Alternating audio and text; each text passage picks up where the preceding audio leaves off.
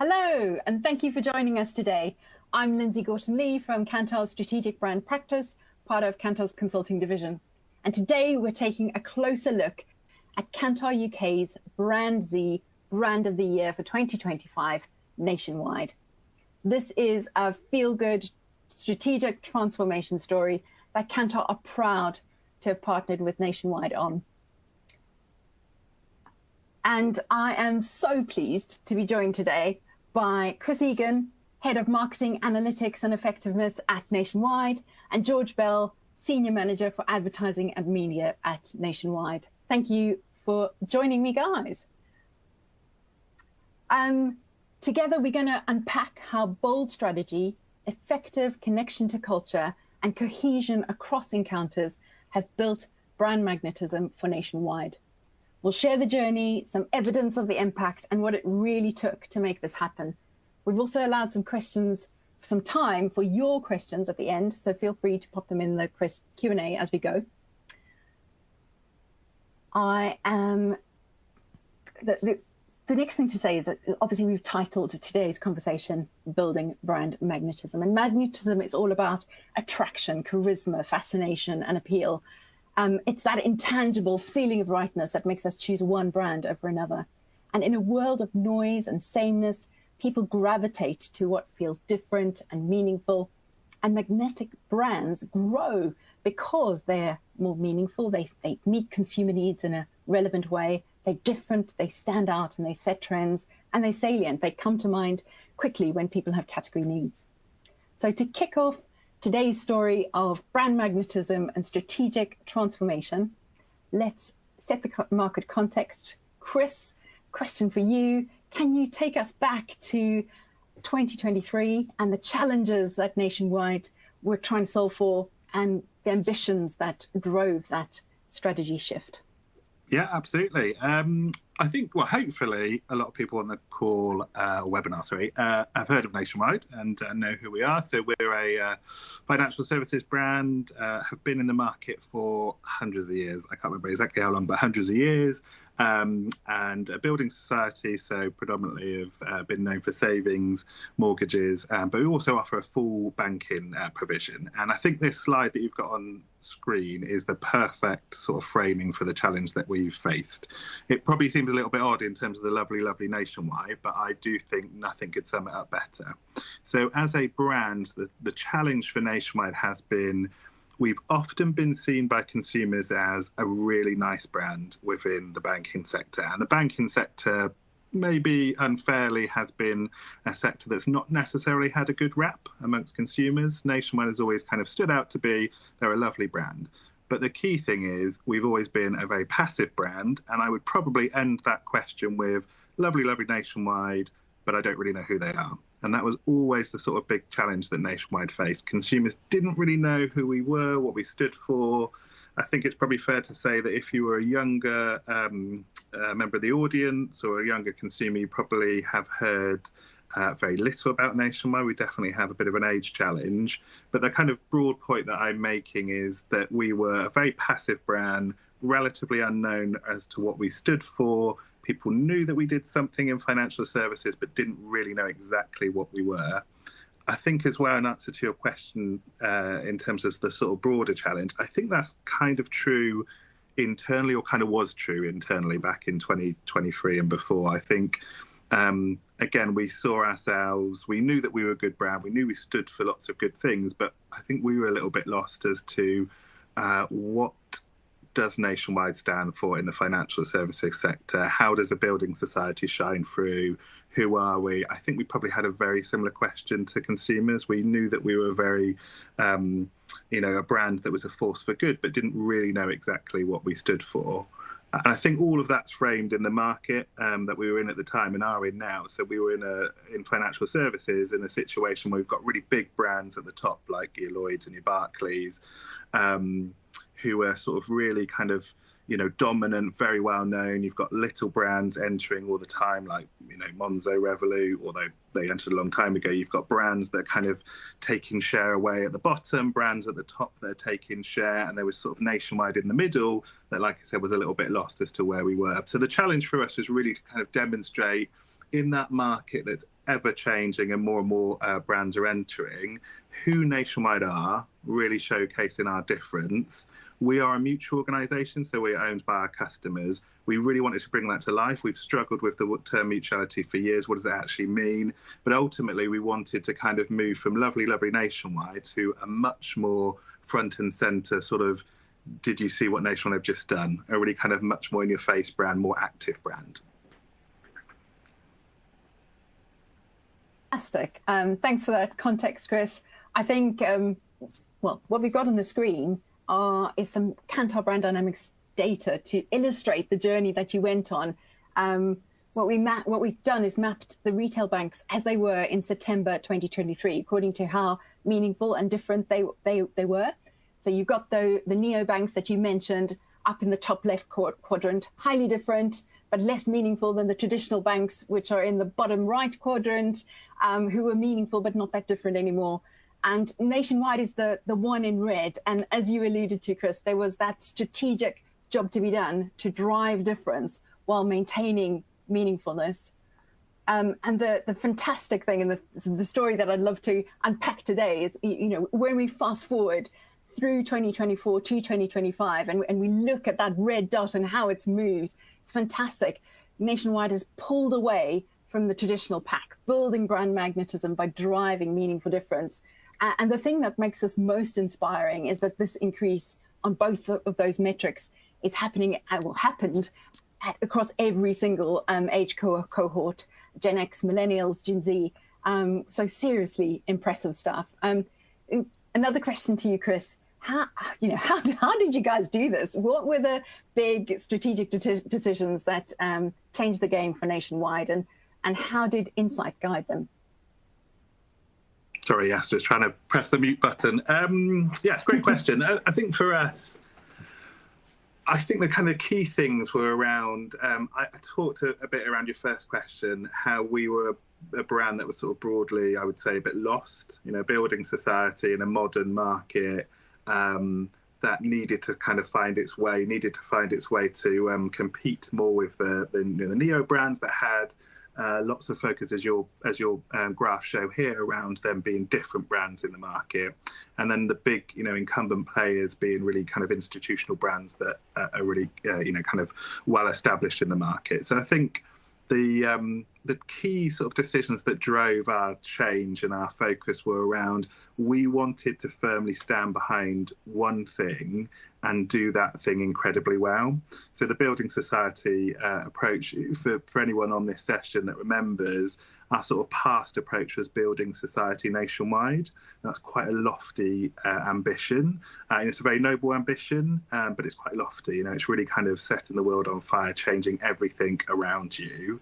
What we wanted to do is say, how can we use the fact that we're a mutual organisation that has no shareholders and can really focus on customers and return value to customers, but how can we do it in a narrow way that actually makes a real dent on customers' lives? And that was our pivot to focus on banking. That's not to say that obviously savings, mortgages were absolutely completely about still, but banking was the view and the direction where we wanted to really kind of laser focus to say, how could we set the banking world alight? And I think that was kind of the first bit for us, having a really narrow laser focus on what we should stand for.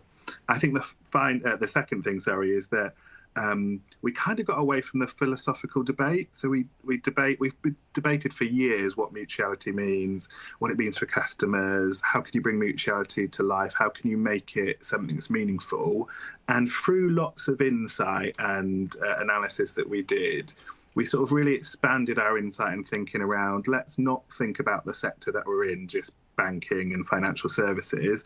Let's look at what customers are doing in their day-to-day lives. So we did a huge bit of work on sort of everyday consumer to figure out what consumers were doing, what was relevant to them, what they needed. A lot of this was in the backdrop of people struggling, consumers really struggling to make ends meet. And what we were really keen to do is make the link between that insight and our banking purpose and our narrow focus and the mutual model that we have with no customers, to figure out how we could turn that insight into some action that would be really hard hitting. And the philosophical debate that I mentioned, we really moved away from just thinking about how can we explain mutuality to how can you just show it in action. So how, a perfect example that George will talk about in a bit is how we're able to, give £100 to customers to say thank you for being with Nationwide, and we can do that because we're a member-led organisation. So we stopped debating the meaning behind things and move towards how can you turn to using who you are as a brand and what you stand for and put that into action. So they were kind of like our first starting points, and through that thinking and that insight we developed what's on screen. So the purpose of banking, but fairer, more rewarding for the good of society. It was a good combination of that narrow focus of banking, but really kind of blended in who we were, stuck true to our mutual heritage and our roots, and also had that element of how we help society more broadly. The key thing for us when we were thinking about this is how we could develop a purpose that resonated both externally and internally. So this is something that we spent a lot of time talking to our colleagues about and how we could position this and what it meant. But it was really important for us to have something that stood out externally, but that every employee across the business could say, do you know what, every action I'm taking is about making banking better, is about making it fair, is about more rewarding. So that was kind of the reason why we really cemented around this purpose. And essentially that was kind of the galvanizing bit for us that really made the right strategic decisions that George will talk about in terms of how we positioned that in the market. Brilliant. And I know that you also latched on to a number of behaviours that absolutely. Yeah, I think to your point, the bit with the banking but fair and more rewarding and for the good of society is we unpacked that purpose into what does that mean in terms of outcomes that we're trying to achieve. So, we want to develop experiences that are second to none. We want to use our mutual model to develop relationships that can go deeper and further than other brands. But exactly what you're saying, what was incredibly important to us was the behaviours that everyone in the business needed to demonstrate. And we wanted to keep them really simple. We had acronyms that we used in the past and different approaches to this. But, you can see on screen the things that we are looking at here are feeling what customers feel, putting insight right at the top level, right at our executive committee, through to serving insight to our branch network so they can understand what's going on, having open and honest conversations that are grounded in the purpose, saying it straight, challenging each other when we're doing something that doesn't deliver our purpose or doesn't deliver our strategic pillars. So it was the blend of the outcomes that we want our customers to feel and what we want our employees to, the way in which we want them to act in order to achieve that purpose. Fantastic. It must be so empowering to have such a clear, unambiguous strategy, that vision and direction for what makes Nationwide meaningfully different internally and externally, so that every individual, as you said, in the business is accountable for living that and breathing that, and making it real. And what I particularly love is that your purpose is so sharp, in fact, that it can fit onto a fridge magnet, as evidenced by the picture on the screen. And I do wonder how many brands can say the same. And actually, maybe it's something that we could ask the audience. So we've got a question for the audience. You should see pop up on your screen. Can you tell us, can your brand's positioning statement fit onto a fridge magnet? I'll give you a few seconds and before we reveal the results. And I will turn the page now. Oh, I didn't think we've got any votes. Anyway, I'm not sure exactly what happened there, whether the tech's working, but anyway, hopefully you have all gone, 100%, we could fit our brand positioning statement onto a fridge magnet. But I think there's real power in that clarity of vision. So moving on to a question for you now, George. Achieving that clarity of purpose and strategy was the first step. But then how did you go from that and then turn that into tangible actions that people could experience day to day? Thanks, Lindsay. So I mean, the first thing we did was completely overhaul the brand. I think the Nationwide brand itself hadn't been touched in over 20 years, which is quite remarkable. It had quite an old-fashioned perception, as Chris had said. It sort of appealed mostly to older people. It was the place that your nan or parents would bank. So I think, changing our visual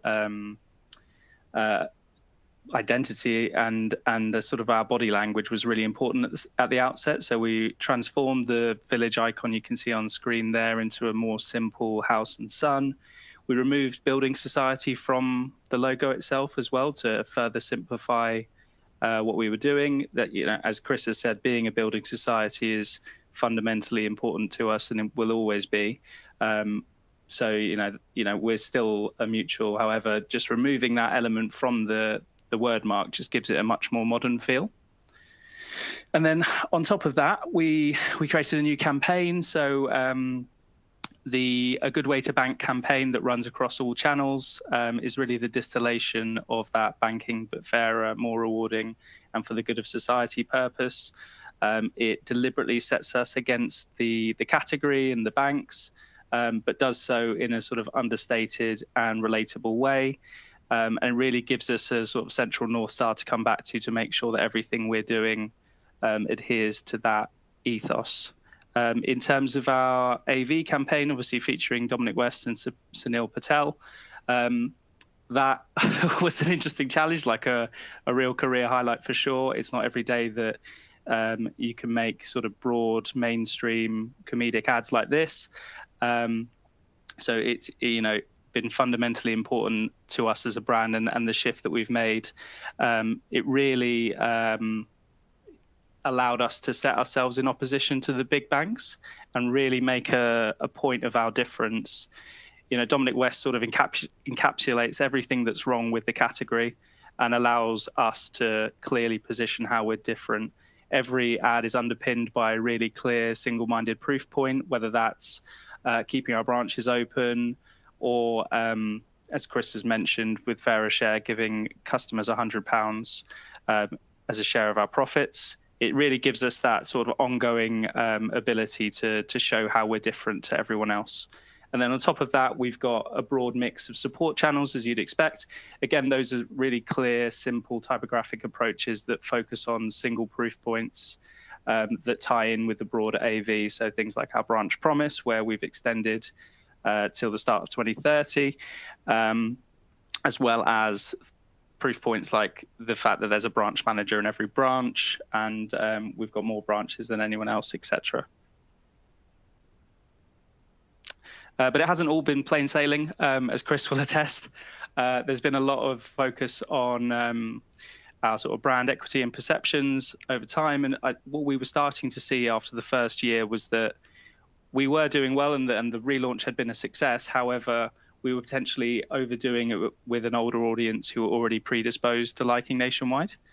So that led us to, as you'd expect, rebalance some of our AV spend into VOD, cinema, YouTube. We've overhauled our approach to social over the last year, more actively showing up in social platforms, but doing so in a distinctive way that blends brand-led, creator-led, and influencer activity. And then on top of that, we've looked at our outdoor mix to again upweight in those areas where younger people are spending their time. So that's led us to more London Underground environments as well as malls to get closer to where people are spending their time and money as well. And as well as all of that, it's also allowed us to lean more into a sort of younger positioning for certain products. So this is our student activation, Nation Fried, which celebrates our student offer of £100 in cash and up to £120 in Just Eat vouchers.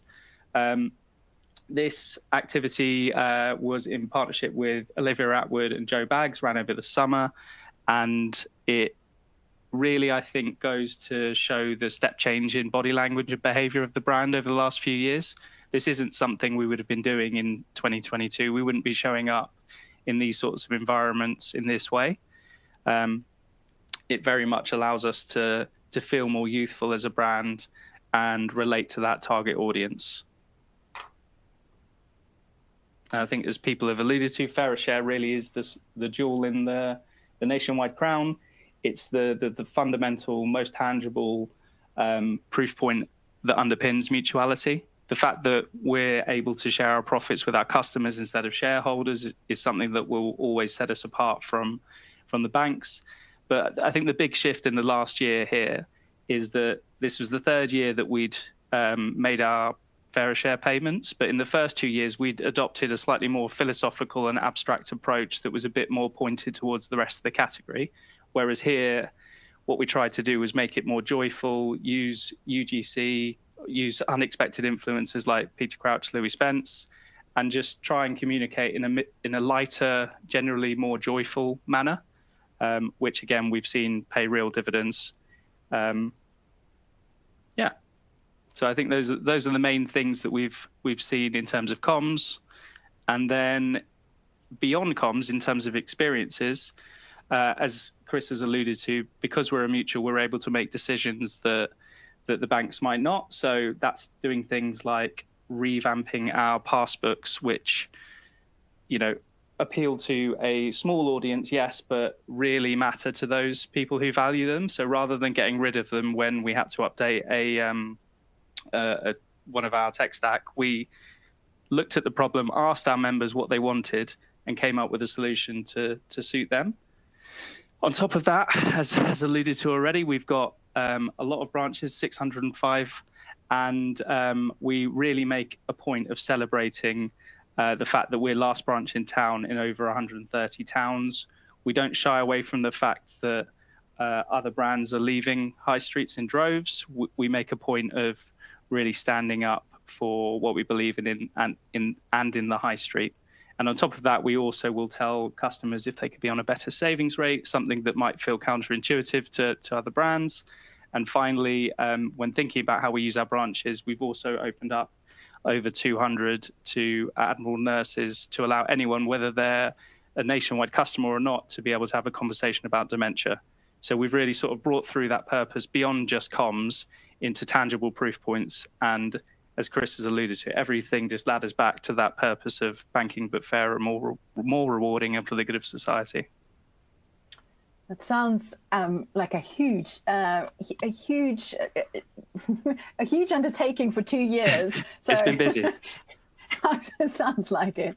And I think what's particularly been fantastic listening to you talk all that through is to see, that Nationwide's, your purpose isn't just a vision, it's that driving force, as you've just said, behind every decision, that magnetic north, if you like, that makes everything feel really intentional. And I have particularly loved seeing how Nationwide has connected with, energized and shaped culture.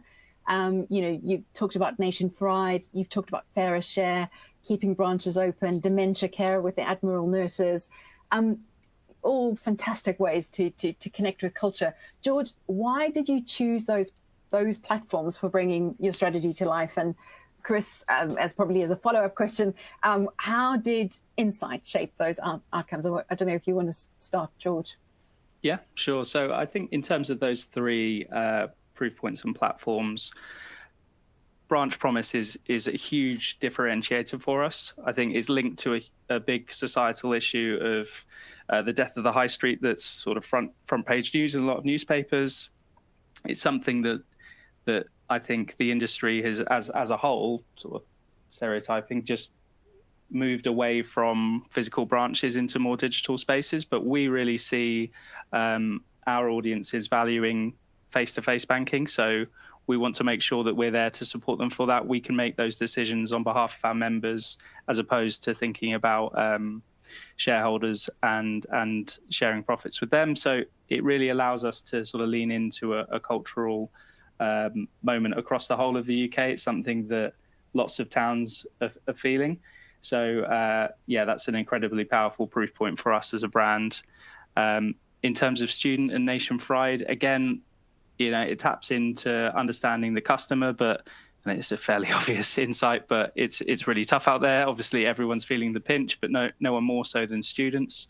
So making sure that we've got a student offer that puts money in their pockets and gives them the ability to have sort of regular takeaway to bring them together with their friends is something different to the category, but also the way that we execute it. It really stands apart from the way that others talk about going to university as a big, scary money management nightmare that you're going to have to worry about and make sure you're really prepared for. There's obviously a role for that, but ultimately we wanted to say university is potentially one of the best times of your life. Get out there, have fun, and we'll help you do that. So again, sort of plugging into culture from that angle. And then again, fairer share, it's, it really, you couldn't ask for a better proof point in terms of what it gives. It actually gives money back to people for having their regular banking relationship with us, and no more than that, really. So it does that on a regular basis. It's a tangible proof point of us sharing our profits with members. And it's an absolute godsend from a comms perspective. Fabulous. And Chris, how did Insight shape those outcomes? Yeah, I mean, I think George has said it perfectly. I think the examples that you've got on screen, so the last branch in town, fairer share, flex student. I mentioned at the beginning around how our insight, we are looking to understand the consumer across everything. So not just banking needs and kind of money needs. Money's a really passive.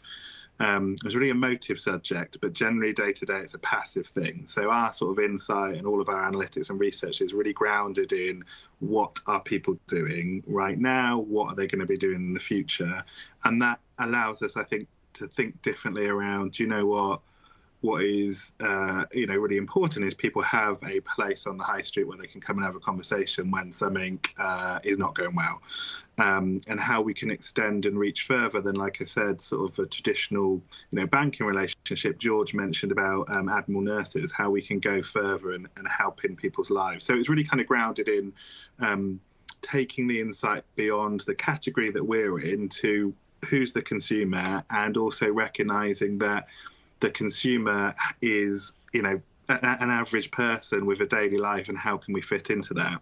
I think the other thing that we really focused on, we've done loads of work on the last 2 years, is getting under the value of everything that we're driving. So we've done a lot of work. We've worked with Kantar and other agencies to really kind of go back to basics and say, what is the value of brand in financial services? What's the role of advertising? What's the commercial contribution of the branch network? Now that sounds, a bit dull and is not as exciting as what George has got on screen, but what that has fundamentally shifted for us is the ability to be pretty equal around the table with finance or with product. We've really moved from a situation, because we've invested our insight and analytics, to one that's maybe in the past been a bit of an order taker, to one that's now actively sought out to say, how can you help us grow more balances or something like that. So there's been a huge shift around building up our knowledge in marketing, brand and advertising, so that we can have a really active role and voice at the table.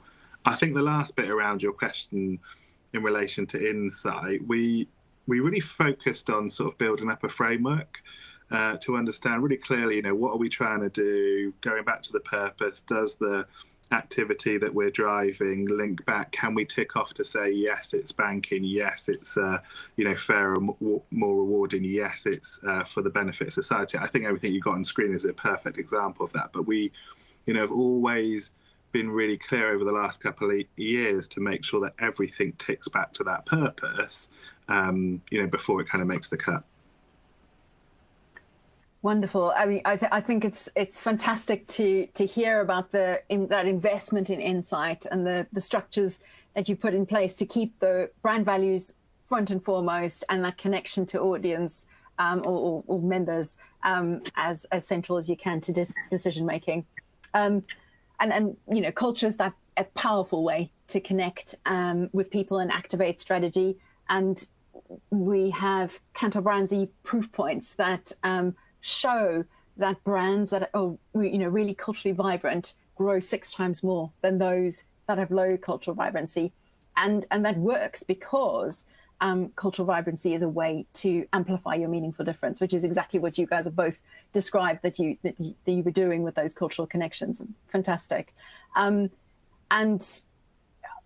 I'm going to talk through this quite quickly because of time, but culturally vibrant brands will be amplifying their meaningful difference by being more visionary, more inspiring, more bold, and more exciting, by connecting authentically in a way that resonates deeply with the people that they serve and sets them apart.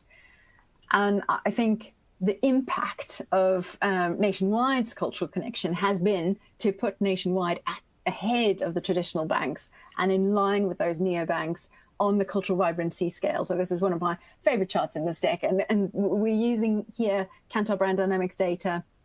And what we've got is our cultural vibrancy metric, our vibe metric on the horizontal, and demand power, the ability to drive predisposition and preference on the vertical. And this view allows us to see those brands like Nationwide who are using culture to magnify their equity versus those who have the opportunity to drive growth by dialing up their cultural vibrancy. So before I ask the two of you another question, I've got another poll for the audience, and I'm hoping that this one works. So how would you describe your brand's connection to culture? Would you say that it's tone deaf, trend chasing, or culture shaping? I'll give that a few more seconds than I did last time, and see if we can get a few answers in.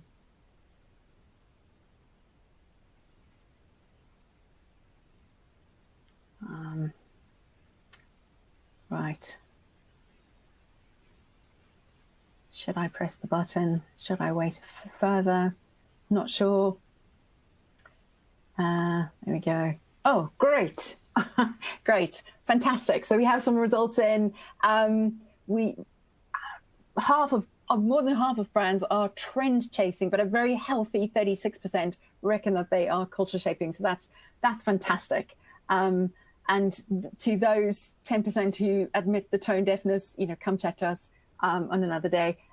Maybe we can help you with some of that.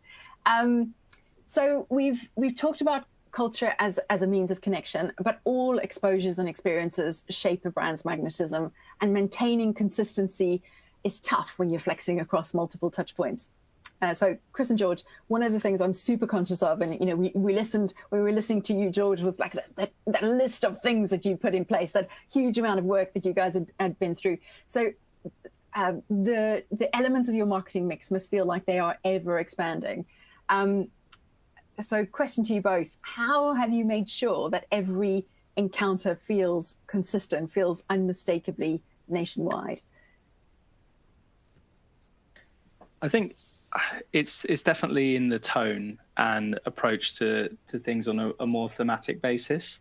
I think, as Chris said at the start, our focus on the purpose and everything laddering back up to that gives us a really clear way of doing that. I think us carving out a uniquely Nationwide tone as well is really important. Obviously, making sure that we're using the right distinctive brand assets across the different mix of channels is important, but also giving channels their own space to make the most of the platform and environment that they're in, I think is really important. So it's a blend of things, but I think ultimately the purpose is the thing that drives it and connects everything.